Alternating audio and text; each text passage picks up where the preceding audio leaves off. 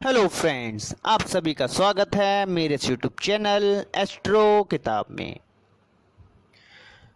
जैसे कि आज हम एक बार फिर एक नई किताब के बारे में आपसे बात करेंगे।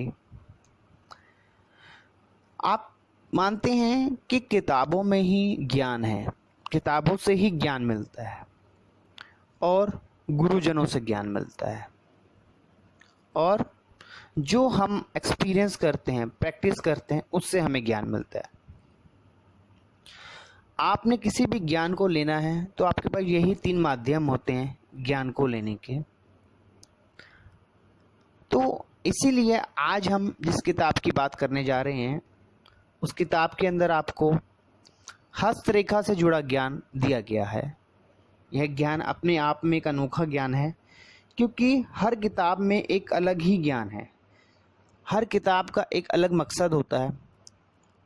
जो राइटर होते हैं उनका एक अलग होता है कि हर कोई राइटर अपनी तरफ से कोशिश करता है कि आपको अच्छे से अच्छे तरीके से समझाया जा सके, जिससे आप उस चीज़ को समझ सके। तो आइए जानते हैं इस किताब के बारे में। जो किताब आज हम अध्ययन करेंगे, इस किताब का नाम है एस्ट्रो पाम्स्ट्री के महत्वपूर्ण सूत्र।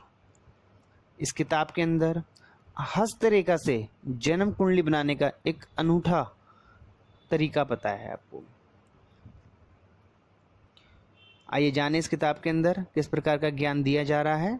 इस किताब के पहले अध्याय में हम जानेंगे भारतीय हस्तरेखाओं का इतिहास क्या है, हथेली में ग्रहों के स्थान कहाँ पे होते हैं, एस्ट्रो पाम्स्ट्री के कुछ महत्वपूर्ण सूत्रों के बारे में बताया गया, जिसमें हथेली में ग्रहों का स्थान, हथेली में राशियों का स्थान, हस्तरेखाओं का जन्मांक से तालमेल लाल किताब के अनुसार।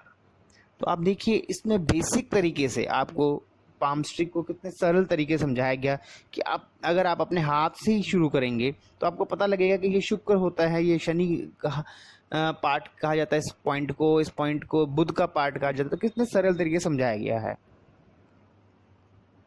आगे के अध्याय में हम जानेंगे हस्तरेखाओं में राहु व केतु का स्थान, सूर्य रेखाओं का विश्लेषण किया गया है, चित्रों के साथ आपको समझाया गया है, जिसमें आपको एक फोटो मिलेंगी, पिक्चर्स होंगी, जिसमें आप समझ सकेंगे कि सूर्य रेखा का कहाँ पे कैसे देखा जाता है। सूर्य रेखा से जन्म महीना निकालना, जन्म वार से आयु की परीक्षा, द्वादश भावों से रेखाओं का संबंध, चेहरे से लगन की पहचान, लगन से ग्रहों की पहचान। देखा आपने कितना एक सरल भाषा में आपको अलग अलग अध्यायों में, अलग अलग चैप्टर्स में बताया जा रहा है पाम्स्ट्री से जुड़ा ज्ञान। आगे के अध्याय में हम जानेंगे ग्रहों की विशेष स्थिति को बताने वाले विशिष्ट रेखाएं, सूर्य की स्थिति द्वादश भाव में, चंद्र की स्थिति द्वादश भाव में, मंगल की स्थिति द्वादश भाव में, बुध की स्थिति द्वादश भाव में।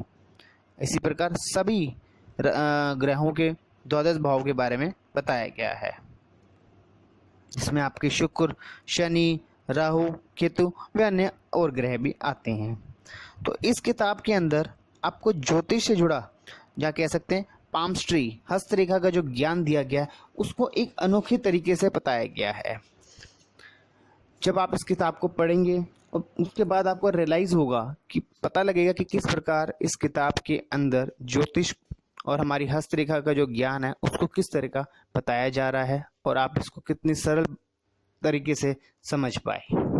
अभी जो आपको बताया जाता है वह किताब की एक बहुत ही संक्षिप्त में जानकारी दी जाती है। अगर आप इस किताब से जुड़े कोई और भी जानकारी लेना चाहते हैं तो आप हमें मेल कर सकते हैं, आपको सारी जानकारी दे दी जाएगी। और अगर आप इस किताब को मंगवाना चाहते हैं तो यह किताब आपके घर पे डिलीवर कर दी जाती है, एक बहुत ही रीजनेबल प्राइस के साथ। अब आपसे रिक्वेस्ट करेंगे कि मेरे इस चैनल को आप शेयर कीजिए और सब्सक्राइब कीजिए, जिससे आपको ज्योतिष, हस्तरेखा, न्यूमरोलॉजी से जुड़ी किताबों की जानकारी समय समय पर मिलती रहेंगी, और ज्योतिष से जुड़ी जानकारियां भी आपको मिलती रहेंगी। आपसे विदा लेते हैं। राधे राधे।